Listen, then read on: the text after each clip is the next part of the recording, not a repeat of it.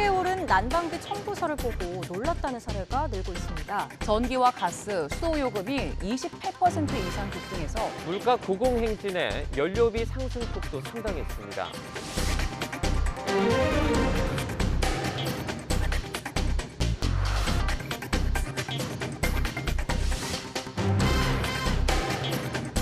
사실상 적자와 같은데 미수금이랑 회계 처리로 이익이 발생하고 그런 부분에 관해서 저희들이 잘 유념하고 있다는 말씀을 드리고 세계적으로 에너지 위기는 한풀 꺾인 모양새인데요. 하지만 우리나라 가스요금, 전기요금은 앞으로 계속 오를 수밖에 없는 상황이라고 합니다. 도대체 이유가 뭔지 이슈 더 이슈에서 자세히 알아보겠습니다.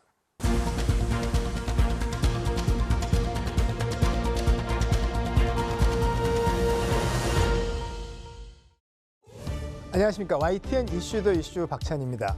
세계가 걱정하던 에너지 위기, 다행히 좀 한풀 꺾였는데 문제는 우리나라에서는요. 지난 1, 2월에 전기요금, 가스요금이 아주 깜짝 놀랐습니다. 에너지 폭탄 얘기도 나오는데요. 근데 이 폭탄, 이게 시작이라고 합니다. 인하대 소비자학과 이은희 교수, 그리고 강원대 김영건 교수 모시고 남들 안 하는 속 깊은 얘기를 해보겠습니다. 자, 두 분 안녕하십니까? 네, 안녕하십니까? 이 교수님, 올겨울에요. 관리비 청구서 보고 아주 깜짝들 놀랐는데 네네. 난방비가 주범이었잖아요. 네네. 특히 전기가스. 이거 어떻게 된 거예요? 그 관리비 청구서 보고 다들 놀라셨는데 특히 관리비는 고정 지출이기 때문에 그 가격이 올라가면 소비자들이 굉장히 걱정을 많이 합니다.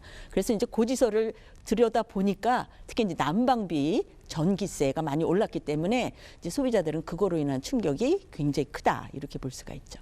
근데 말씀처럼 네. 살림이 빤하니까 네. 안 쓰던 거 나오면 그냥 바로 폭탄이 되는 거예요. 이게 지금 날벼락이죠, 솔직히 네, 말해서. 네. 근데 전기, 가스 이게 앞으로 더 오른다니 그럼 폭탄이 이제 시작이란 얘기인가요? 예. 다들 아시겠지만은 작년에 이제 러시아하고 우크라이나라는 그 큰 사고가 있었잖아요. 전쟁이 있어가지고 그 에너지 가격이 특히 작년 여름에 이제 국제 에너지 가격이 크게 올랐는데 그 가격이 바로 즉각적으로 이제 우리나라 가격에 반영된 게 아니고요. 어느 정도 이제 시차를 갖고 우리나라 이제 요금에 반영이 되는데 그 요금이 이제 늦어지면서 지금 이제 막 지불을 하게 된 거죠. 그러니까 근데 이제 작년 전쟁부터 지금까지 에너지 가격이 낮아졌으면 모르는데 지금까지도 여전히 높은 가격에 있기 때문에 앞으로도 우리나라 요금 역시 크게 낮아질 가능성은 별로 없다라고 이제 얘기를 하는 거죠. 시차 두고 반영하는 게 부담 갈까 봐 하던 건데 네. 계속 오르니까 맞습니다. 오를 게 많이 남았다 이 얘기군요. 맞습니다. 그게 이제 크게 오를 때 이제 가격을 반영을 안 하고 그리고 국제 가격이 이제 바로 이제 낮아지게 되면은 그 정부 입장에서는 어느 정도 평화를 하고 낮아진 가격에서는 소비자가 크게 느끼지를 못하기 때문에 이제 괜찮게 넘어가는데 지금처럼 그 높은 에너지 가격이 오랜 시간 동안 지속돼 버리면은 당연히 공기업들도 이게 재정적인 이제 압박을 받게 되니까 이제 요금에 이제 반영을 할 수밖에 없는 그런 구조인 거죠. 예. 쉽게 말해 앞으로 계속 큰일 났다는 얘기인데 네. 그러면 가스 요금부터 좀 보자면 네. 국제 시세에 맞춰서 수입은 하는데 네. 가격 반영은 좀 복잡하다. 특히 이제 네. 좀 덜컥 올리지 말고 네. 천천히 올려보자고 하는데 형편이 안 좋아지니 내릴 기회가 없군요. 간단하게 얘기하면은 그렇게 또 말씀드릴 수 있는데요. 원료비 연동제라는 제도를 지금 하고 있거든요. 그래가지고 국제 시세에 맞춰가지고 그걸 이제 우리나라 요금에 이제 반영하는 그런 제도를 이제 시행을 하고 있는데 사실 이제 작년처럼 아까도 말씀드렸지만은 갑자기 급격하게 올라가 버리면은 이거를 다 반영하기가 굉장히 부담스러운 거죠. 그래가지고 이제 우리나라는 이제 용도별로 이제 요금을 달리하고 있는데 산업용 같은 경우에는 그 국제 요금에 변한 거를 다 반영을 했고요. 그리고 이제 주택용 같은 경우에는 지금 반영을 지금 안 한 그런 상황이라고 생각을 하시면 됩니다. 네, 우리가 이제 폭탄이라고 좀 과격한 표현을 했지만 예. 이게 숨은 폭탄이 있다고 해요. 그러니까 미수금 개정. 가스공사의 미수금이 9조 원이 있어서 이게 앞으로 인상 요인이 된다. 겨울철 서민들의 부담을 키웠던 난방비 폭탄은 지난해 4차례나 인상된 도시가스 요금 때문이었습니다. 정부는 가스 요금을 올릴 수밖에 없는 이유를 이렇게 설명했습니다. 지금도 사실상 뭐 가스공사 같은 경우에 자본 잠식에 가까운 상태다 이렇게 볼 수 있고요. 그래서 가스 공급 자체에 지금 문제가 생길 수 있기 때문에 재작년 1조 원대였던 가스공사 누적 미수금은 지난해 말 9조 원을 넘어 자본금을 초과했고 다음 달엔 12조 원을 넘어설 것으로 예상됩니다. 야, 이게 뭐 숨은 날벼락인데 예. 무슨 소리입니까? 아까도 말씀드렸지만은 산업용 같은 경우에는 국제 가격을 반영했다고 지금 말씀을 드렸잖아요. 그러니까 그림을 한번 보시면은 그 가격을 다 반영한 산업용 천연가스 가격하고요. 그리고 반영하지 않은 주택용 가격 간의 지금 격차가 지금 여기 뭐 단위가 메가줄이라는 이제 이 단위를 쓰게 되는데 그 격차가 지금 거의 한 10원 정도가 지금 나고 있거든요. 네. 그러면은 이게 판매를 할 때마다 계속 지금 적자를 계속 보고 있는 상황이라고 이제 생각을 하시면 됩니다.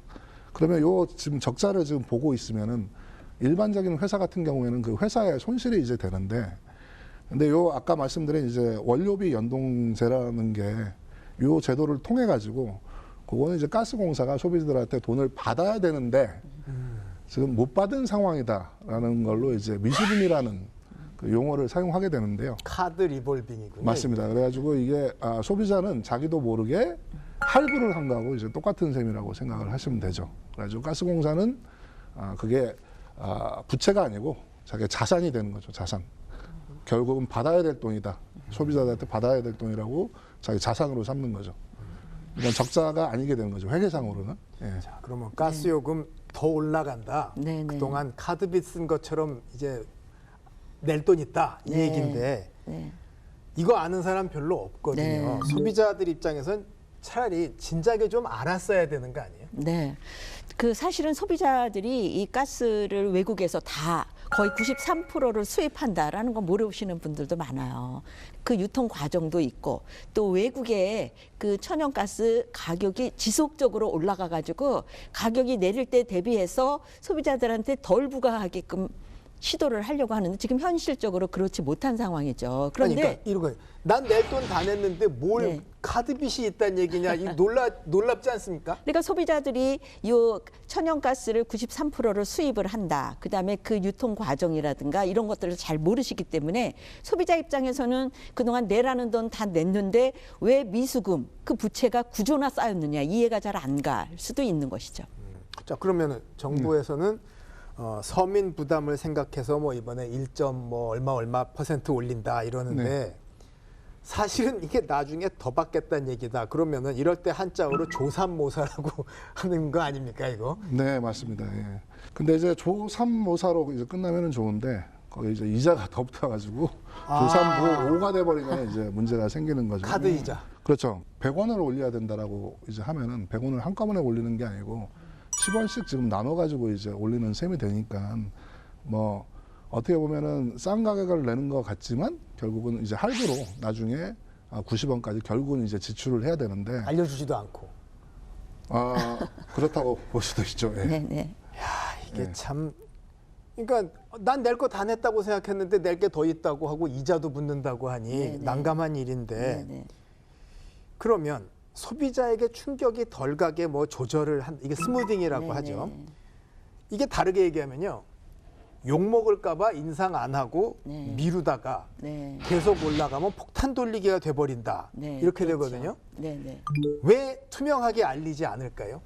일단 가스비나 전기세 같은 경우에는 그 소비 생활의 어떤 기본이죠. 기본이기 때문에 또 그거의 지출 비율도 굉장히 중요하고 그래서 일단 소비자한테 가격을 올리는 거는 정부 입장에서 굉장히 걱정이 많이 되실 것 같아요. 저항도 꽤 크고 그런데 사실은 저항으로 따지면 군대도 가고 세금도 걷어가는데 근데 이제 소비자들은 이게 가스비를 올리는 거를 국가가 세금을 걷듯이 더 받아간다 이렇게 생각을 하시지 이게 가스를 외국에서 전량 수입을 해가지고 그 가격에 연동을 해서 소비자가 더 물어야 된다 이렇게 이제 거기까지 생각 못 하시는 경우가 많다 이렇게 볼 수가 있겠습니다.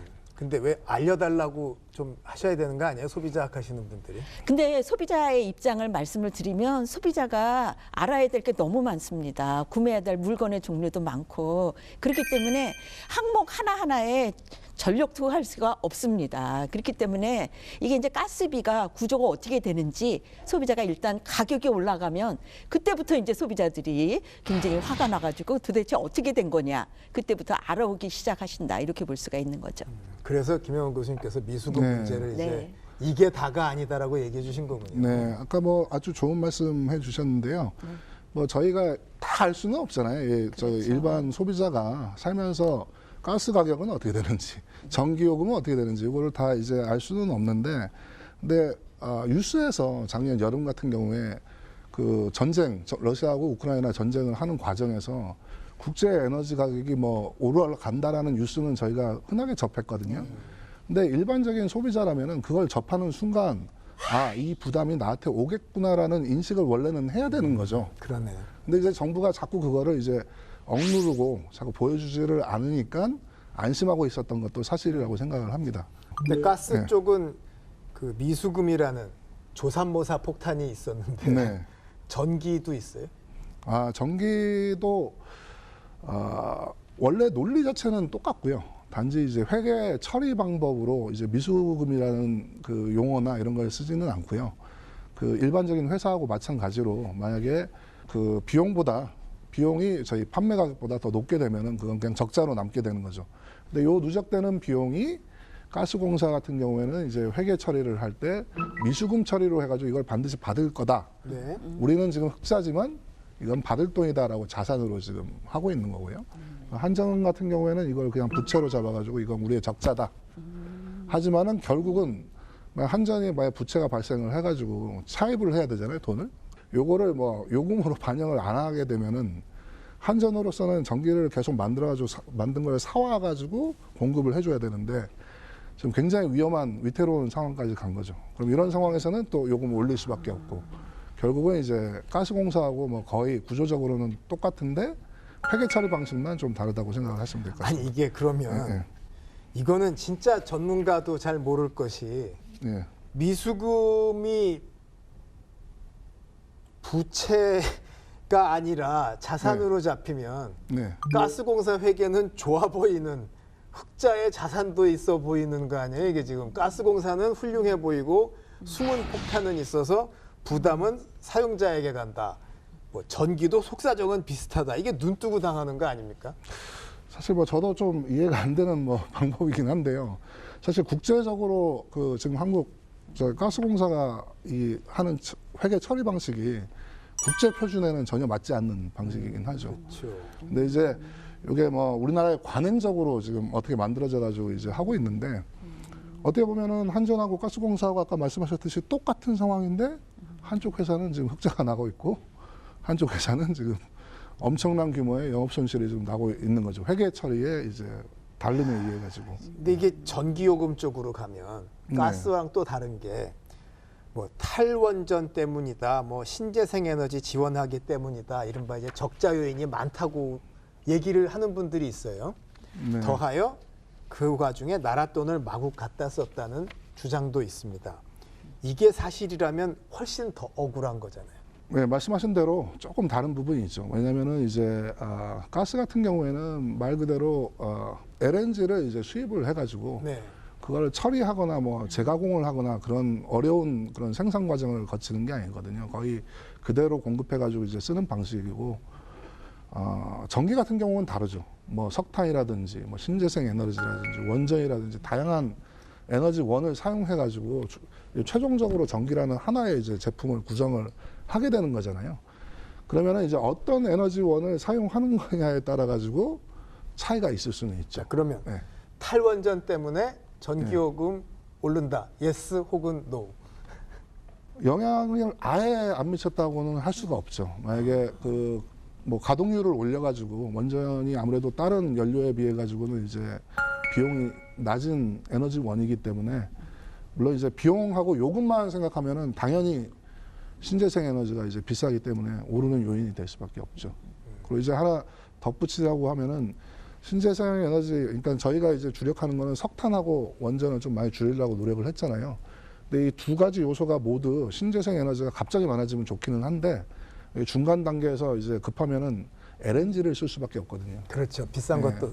LNG를 이제 투입을 하게 되는데 그 LNG 가격이 지금 문제가 된 거거든요. 아까 지금 천연가스도 마찬가지고, 왜냐면은 유럽에서 전쟁이 나고 다 러시아의 천연가스에 의존을 했었는데 그 천연가스를 이제 쓰지 못하다 보니까 그러면 이제 구입을 해와야 되잖아요. 그럼 그 구입을 하는 대상이 저희하고 경쟁을 해야 되는 관계가 돼버린 거죠. 원래 유럽은 러시아 거를 많이 구입하고 저희는 이제 다른 방식으로 이제 LNG, 그쪽은 PNG를 이제 구입을 했었는데 갑자기 이쪽도 저희하고 이제 구매 경쟁을 이제 해야 되는 이제 입장이 돼 보니까 가격이 올랐고.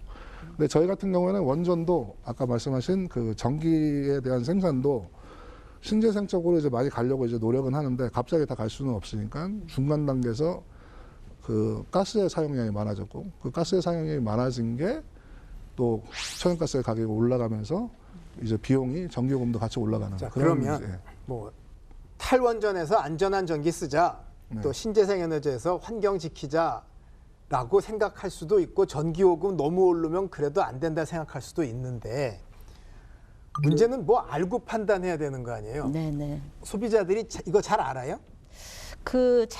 뭐 아실지는 잘 모르겠는데, 일단은 소비자들도 탈원전이나 신재생 에너지, 이게 이제 앞으로 가야 할 방향이라는 건 압니다.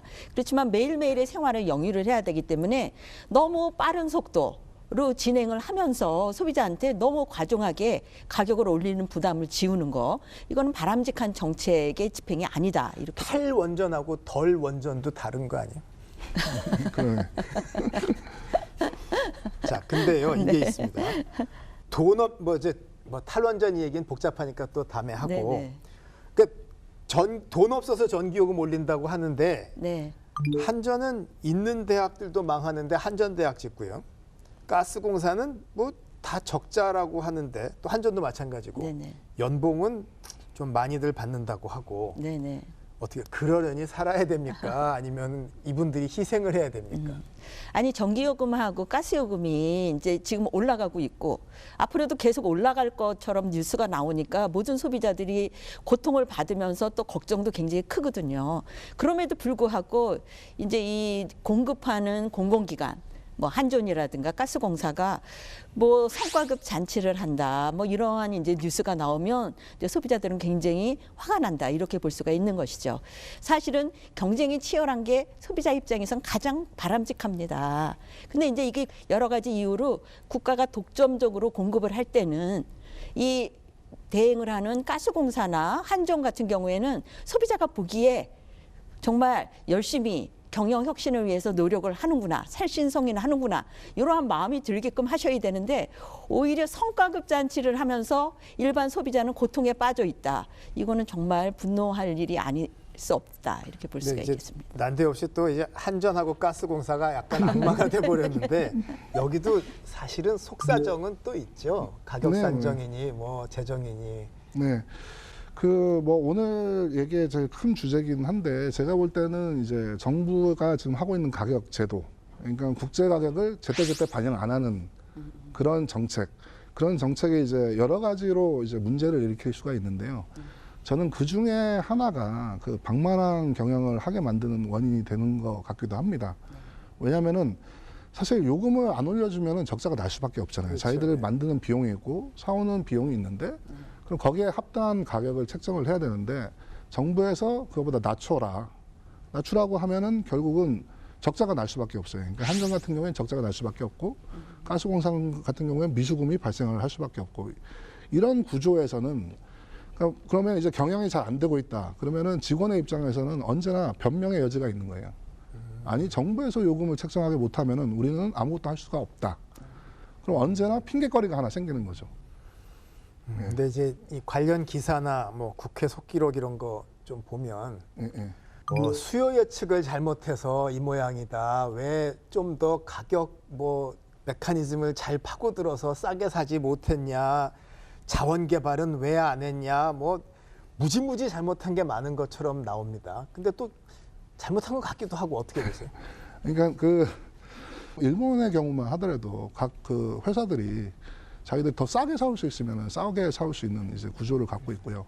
우리나라 같은 경우에는 이제 수입하는 것 자체를 이제 가스공사에서 독점을 하다 보니까 그 계약을 잘하기를 이제 비는 수밖에 없죠. 물론 이제 요즘에 이제 발전사 같은 경우에는 이제 직수입이 가능하지만은 도시가스 같은 경우에는 여전히 이제 가스공사에서 독점을 하게 되는데, 근데 문제는 그러면은 이제 사오게 되면은 이제 계약의 종류가 크게 두 개가 있습니다. 단기 계약하고 이제 장기 계약을 하는데, 보통 이제 장기 계약을 이제 9에서 8 정도로 크게 갖고 가고요. 그 다음에 거기서 뭐 부족하거나 하면은 이제 그거를 단기 계약에 의해 가지고 빨리 이제 조달을 하게 되는데, 너무나 당연한 얘기지만은 단기 계약을 많이 하면은 비용이 많이 들어가는 거거든요. 그러면은 수요 예측을 잘 하고 있어야 단기 계약의 그 비중을 줄일 수 있고, 그 줄여야 이제 가격이 좀 낮아지는 그런 이제 구조라고 생각을 하시면 되는데, 지금 단기 계약의 비중이 너무 커져 있는 상황이 된 거죠. 자, 얼마 전에 정부는 에너지 요금 인상에 대해 속도를 조절하겠다고 발표했습니다. 자세한 내용 보고 이야기 나눠보죠. 대통령실은 고속도로와 철도, 우편과 광역 상수도 등 중앙정부가 관리하는 공공요금은 동결하겠다고 밝혔습니다. 최상목 경제수석은 어제 비상경제 민생회의를 마친 이후 브리핑에서 서민 부담을 낮추기 위한 것이라면서 에너지요금의 인상 속도 역시 늦추겠다고 말했습니다. 도로, 철도, 우편 등 중앙정부가 관리하는 공공요금은 최대한 상반기 동결 기조로 운영을 하고, 전기, 가스 등 에너지 요금은 서민 부담이 최소화되도록 요금 인상의 폭과 속도를 조절하고 취약계층을 더 두텁게 지원해 나갈 것입니다. 정부의 정책이 과학이 아닌 이념과 포퓰리즘에 기반하면 국민이 고통받는다는 사실을 여실히 보여주고 있습니다. 에너지 요금을 이념과 포퓰리즘으로 가지 않고 과학으로 가야 한다. 그런데 인상 속도는 또 조절을 한다. 이해가 가세요? 뭐 어떻게 한다는. 사실은 포퓰리즘으로 지금 왔기 때문에, 다시 말하면 올려야 될 때 안 올리고 이거를 유예시켰기 때문에 지금 폭탄으로 소비자들이 맞닥뜨리게 된 거지 않습니까? 또 소비자들의 가게 입장을 생각을 하면 또 서민 가게도 있고 영세한 가게도 있기 때문에 그야말로 과학으로만 적용할 수 없는 그런 부분도 있다. 그래서 올려야 되는 건 알지만 좀 속도를 조절해 주면 바람직하겠다. 이게 이제 모든 소비자들의 마음일 것이다. 이렇게 생각합니다. 과학으로 간다는데요. 그 과학이긴 하지만요, 우리의 생활은 또 완전히 과학으로만 설명할 수 있는 그런 부분은 아니기 때문에 어차피 갚아야 될 돈이지만 좀 갚는 속도를 좀 늦춰주시면 좋겠다. 그게 이제 소비자들의 바람이다. 이렇게 볼 수 있습니다. 심리학도 과학이니까 이게 잘 타이밍 맞추는 것도 필요하긴 맞습니다. 하지 않아요? 아유, 굉장히 좋은 말씀 해주셨는데요. 근데 이제 문제는 앞으로 이제 한전하고 가스공사가 망하지 않기 위해 가지고 반드시 올려야 될 그 요금이라는 게 있잖아요. 그런 정상화 계획을 작년에 발표했을 때까지만 해도 올해 이제 올려야 될 인상분이 가스 같은 경우에는 50%를 올려야 되고, 전기요금 같은 경우에는 35% 이상을 올려야 앞으로 향후 한 4, 5년 안에 정상화가 될까 말까의 지금 상황인데, 여기서 더 늦춘다 그러면 이제 더 위험해지는 이제 상황으로 가는 거죠.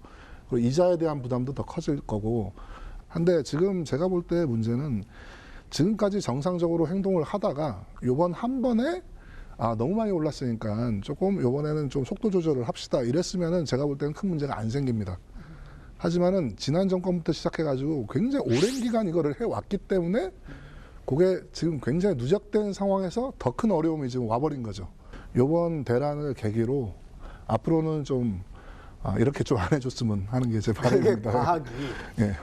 뭐 돈은 거짓말을 하지 않으니까 네. 망하면 안 된다가 과학 같은데 근데 문제는 아니 시세 예측을 잘해서 타이밍을 이렇게 맞춰서 이른바 경제학용어로 스무딩을 하자. 이게 좋은 얘기인데 네네. 여기에 이제 민심 처방이 들어가면 폭탄 돌리기가 돼버리는 거 아닌가요?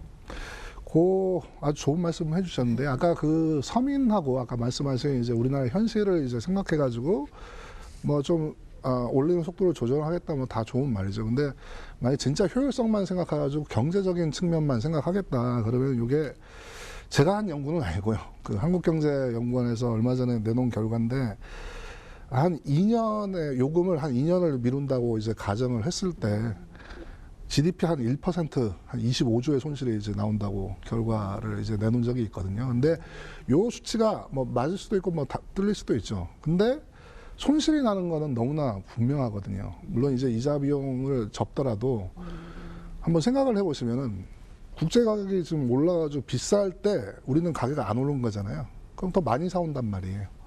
그래서 싸질 때 싸면은 그때 많이 싸도 되는데 그때도 가격은 똑같아요. 평화가 됐다는 얘기는 그 얘기니까 달리 얘기하면은 비쌀 때 많이 사오고 쌀 때 덜 쓴다는 얘기하고 지금 똑같은 얘기거든요. 그게 민심 달래기의 비용이군요. 그렇죠. 그게 그 비용이라고 생각하시면 될 것 같습니다. 예, 이게 좀 민심 처방이 돈은 더 든다는 얘기인데 문제는 이러다가 또 인상 요인이 쌓이면 특히 이제 우리 지금 입장에서는 이제 여름철 냉방 생각하면은 눈앞이 캄캄한데 이러다가 전기요금 폭탄이 여름에 터지는 거 아니에요? 그 우크라이나 전쟁이 일어났을 때 아마 소비자들이 우크라이나에 대한 안타까운 마음 뭐 그런 것만 생각을 하셨을 텐데 이게 나의 생활로 와가지고 가스요금 인상이 될 거다 이런 생각은 못 하셨을 거예요. 근데 어쨌든 이제 그 전쟁이 하나의 직격탄이 돼가지고 우리의 생활, 특히 주생활은 일상생활에 있어서 아주 기본이 되는 생활이기 때문에 너무나 지출을 안 할 수 없는 그러한 비용이다 이렇게 볼 수가 있는 거죠. 근데 이제 어쨌든 간에 요 냉방 때 비용이 많으니까 그때 많이 지출하게 하고 이렇게 이제 간헐적으로 하기는 좀 어려운 부분이다 이렇게 말씀을 드리겠고요. 어쨌든 이 비용이라는 것은 단위당 사용한 단위당 가격을 매기는 거기 때문에 이제 냉방할 때 이제 소비자들이 또 한번 조금 놀랄 만한 고지서가 올 수는 있겠다 이렇게 말씀드리겠습니다. 아니 근데 그 뭐 유럽의 이제 우크라이나 전쟁 때문에도 국제 뭐 에너지 시장이 흔들리고 얘기를 했는데 그 와중에 이제 유럽이 이제 러시아 가스 파이프라인 쓰던 거를 이제 LNG로 바꾸려면 뭐 설비가 더 들어가는데 그렇죠. 맞습니다. 뭐 시간이 걸려서 뭐 결국은 또 오른다는 얘기더군요, 이게. 맞습니다. 이게 천연가스 가격이 뭐 유가하고 마찬가지로 아무도 예측은 못하죠. 사실 이게 경기가 갑자기 안 좋아져가지고 갑자기 폭락할 수도 있지만, 근데 상당히 이제 높은 확률로 왜냐하면 지금 유럽에서는 이제 러시아로부터 이제 사오던 거를 미국으로 바꾸려고 하고 있어요. 근데 이제 러시아에서 천연가스를 사올 때는 파이프라인으로 이제 공급을 하면 되는데 미국은 이제 바다를 건너야 되잖아요. 그럼 이제 액화 설비라는 게 필요하고 그거를 이제 미국에서 그 액화 설비를 이제 지어야죠. 근데 그 시설을 다 완공을 하는 시간이 대체적으로 전문가들이 이제 최소한 2년은 걸리지 않을까. 근데 지금도 이제 셰일가스 때문에 이제 미국은 천연가스 가격이 유럽 쪽에 비해 가지고는 지금도 많이 싼 편이거든요.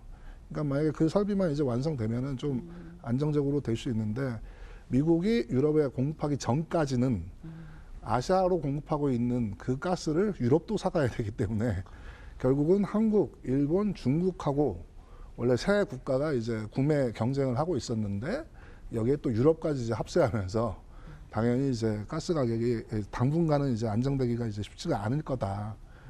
그러면 푸틴이 쩍하면은 가스 잠근다고 협박하니까 이거 이제 파이프 안 쓰고 LNG 갖다 쓰면 이게 수요가 더 늘어나니. 근데 우리는 LNG 선은 팔 수 있겠군요.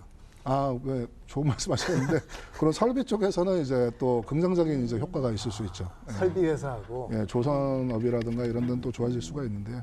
그건 고유가 때도 마찬가지인데 저희가 이제 에너지는 수입해가지고 거기서의 이제 적자는 많이 발생을 하는데 우리나라 같은 경우에는 또 조선이나 뭐 여러 가지 설비 쪽에서 이제 또 강점을 갖고 있어가지고 또 도움이 되는 부분도 이제 있을 수는 있습니다. 주식하시는 분들 꼭 귀담아 들으시고요. 근데 이제 전기차 많이 타잖아요. 네네. 전기차에 뭐 전기요금에 대한 보조는 없어졌다고 하지만 아무튼 이게 부담이 많이 커지고 있는 거죠, 이렇게 전기요금. 네. 그동안 이제 그 구매할 때 보조금도 있고요. 그다음에 이제 예를 들면 매주 전기 충전을 하면 매주 충전할 때마다 또 보조금이 있었는데 매주 하세요? 저는 매주는 안 합니다. 그런데 이제 충전할 때 보조금은 거의 다 없어졌다 그래요. 그러니까 이제 유지 관리비가 예전보다 더 비싸졌다 이렇게 볼 수가 있는 거죠. 만약에 전기세가 오르면 유지 관리비가 더 올라간다 이렇게 볼 수가 있겠습니다. 뭐 저도 뭐 말씀하셔가지고 뭐 하나 치면은 그 세금 같은 경우 우리가 주로 이제 유류세라고 부르죠. 그렇죠. 교통에너지 환경세라는 이제 세금이 큰 덩어리가 이제 휘발유하고 경유에 이제 들어가게 되는데 거기로부터 오는 세수가 그렇게 무시할 정도의 수준은 아니거든요. 굉장히 거기서 높습니다. 교육도 나가고 맞습니다. 그래요. 교육도 그렇고 뭐 지방주행세도 있고 여러 가지로 돼 있는데 그게 한 리터당 세금이 한 900원 정도라고 생각을 하시면 돼요. 휘발유 같은 경우에는.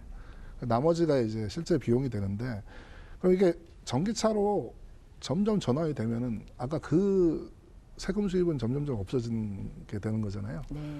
그리고 이제 그 자동차의 세금을 부과를 하는 그 근거가 되는 게 이게 사회적 비용을 만들기 때문에 그런 거거든요. 운행을 하면서 오염물질도 배출을 하고 그리고 도로에 나와가지고 도로도 건설하게끔 도로에 대한 비용도 들어가게 하고 그래서 교통, 에너지, 환경에 대한 비용을 얘가 만들고 있기 때문에 비용을 부담을 해라. 그렇게 해가지고 세금을 이제 부과를 하는데 그러니까 뭐 교통에 80, 뭐를 뭐 몇십 이렇게 해가지고 부과를 하는데 전기 자동차가 환경적으로는 오염을 시키지 않아요. 하지만 도로가 필요한 거는 똑같은 거거든요.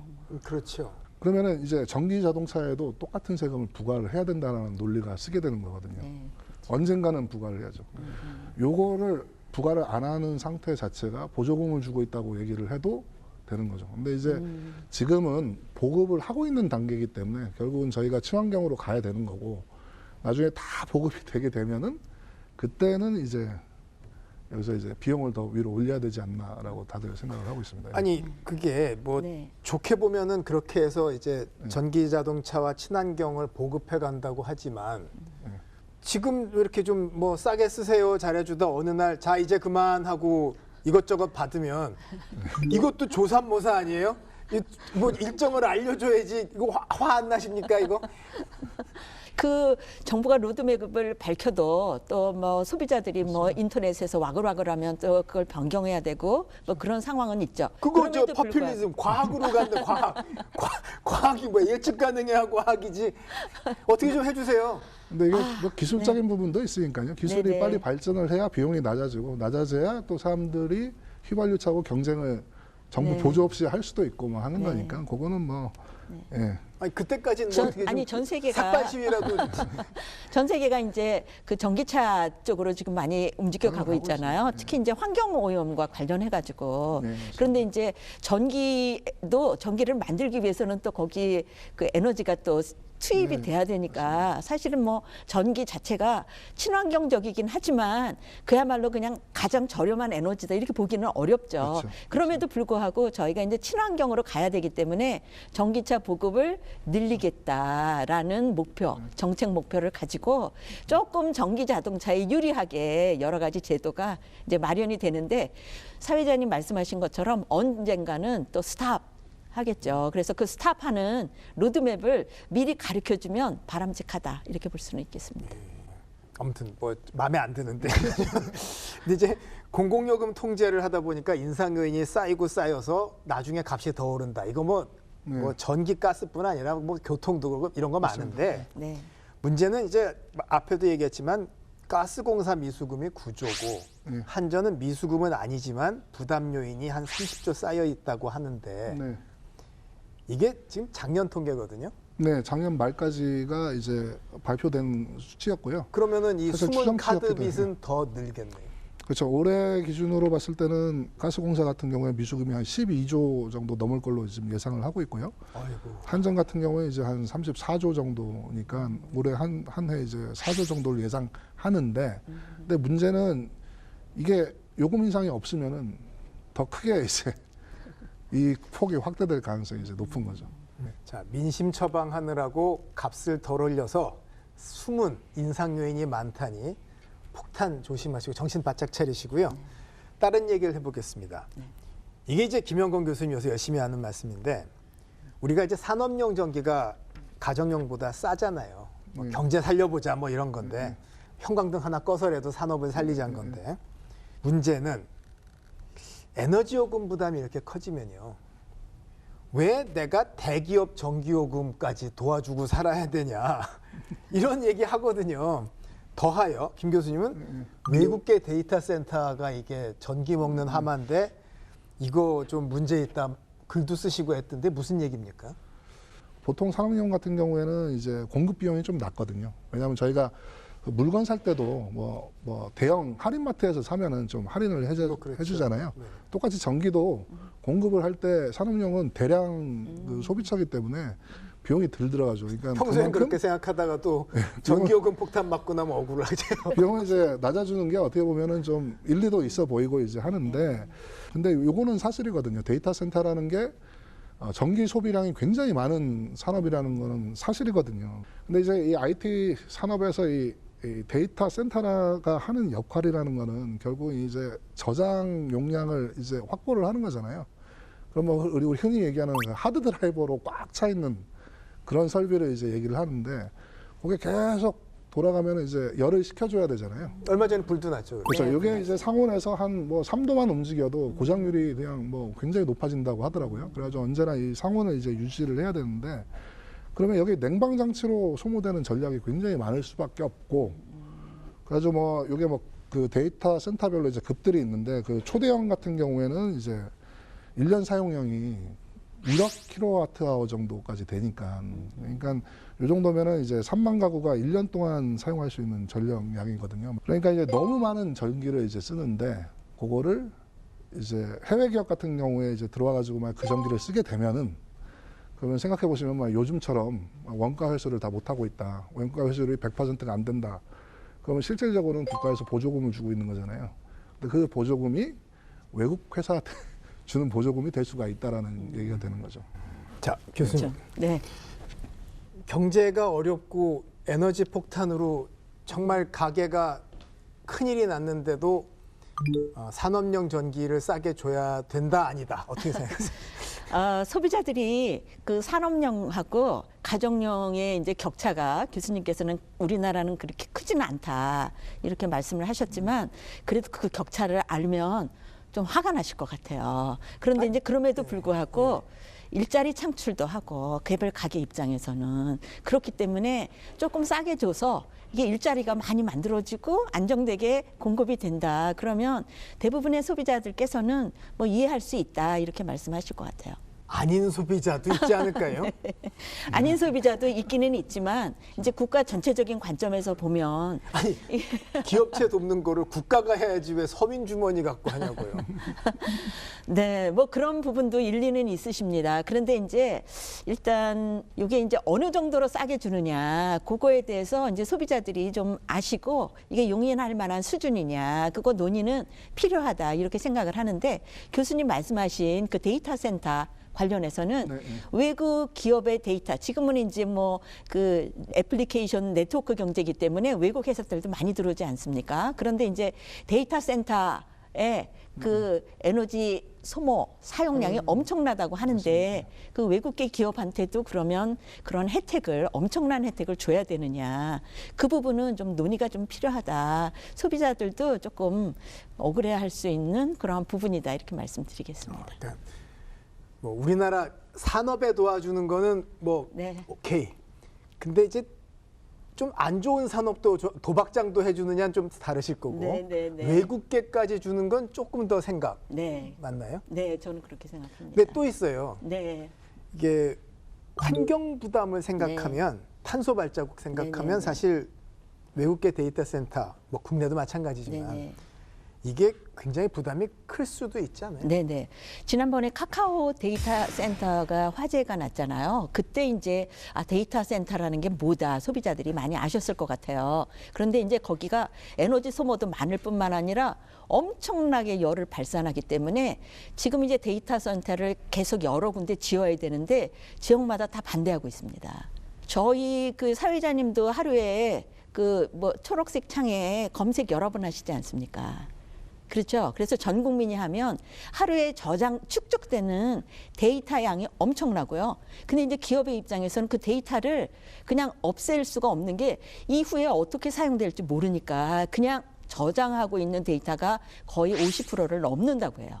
그래서 이제 그런 걸 갖다가 다크 데이터라고 하는데 그렇게 그냥 저장해 놓는 게 그냥 가만히 저장만 돼 있는 게 아니라 저장을 하기 위해서는 계속 열도 발산시켜 줘야 되기 때문에 에너지가 필요하다 이렇게 볼 수가 있는 거죠. 그래서 에너지가 필요하고 또 이산화탄소 발생도 많은데 그게 어느 정도로 규모가 크냐면 2020년만 해도 580만 톤인데 이게 이제 80개국에서 배출하는 이산화탄소하고 맞먹는 양이다 이렇게 얘기합니다.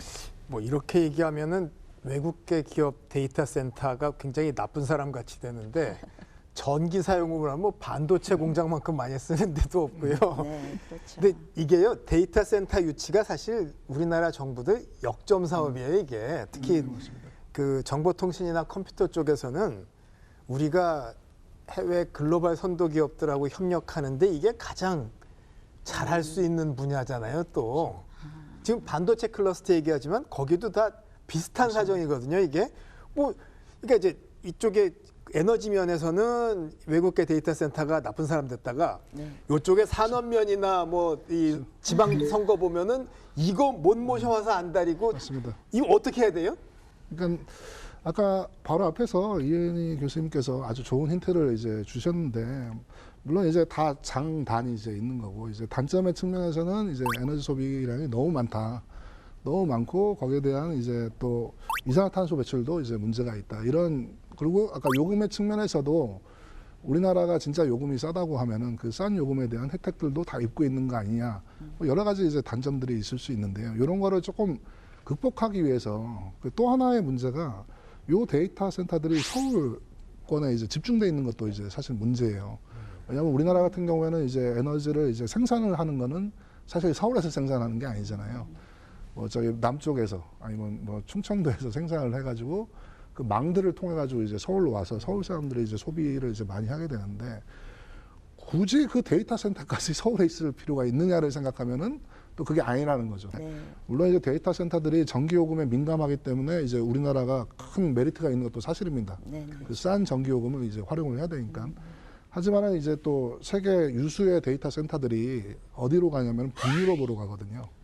날씨가 차가워야 전기 소모가 적기 때문에 또 유리한 게 있거든요. 그러니까 지하 시설인데요. 그렇죠. 그러니까 자연 지형을 이용할 필요가 있는 거죠. 우리나라처럼 굳이 이걸 꼭 서울 한복판에 지어가지고 그 전기를 소모를 할 필요가 없다라는 얘기인 거죠. 그래가지고 아주 좋은 예로 지금 춘천 같은 경우에 네이버가 지금 춘천에 이제 데이터 센터를 지금 하나 두고 있고 이제 또 세종에 이제 하나 짓게 되는데 춘천에 있는 시설도 보면은 그 산 기슭에 그 당연히 온도가 낮을 수밖에 없는 위치에 들어가 있고요.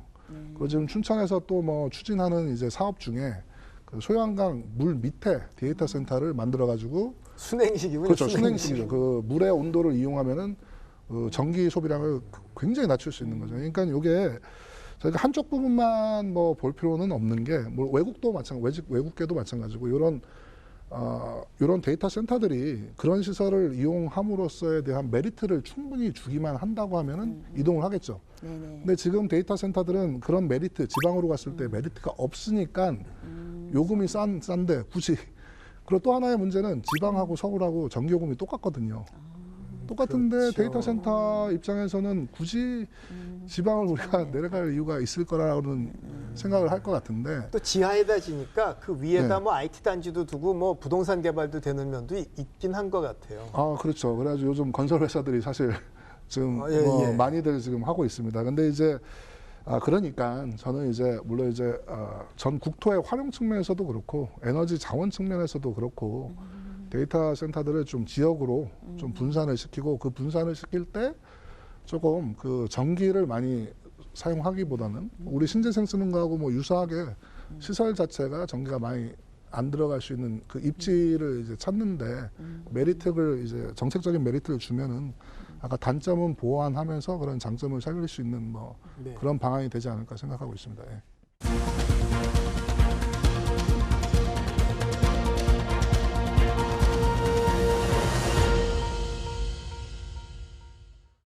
에너지 폭탄 걱정 아직도 할 얘기가 많은데 시간이 다 됐습니다. 오늘 못한 에너지 바우처의 숨은 여러 이야기 그리고 전기요금, 가스요금 줄여서 돈 만드는 방법 다음 시간에 한번 해보죠. 대단히 고맙습니다.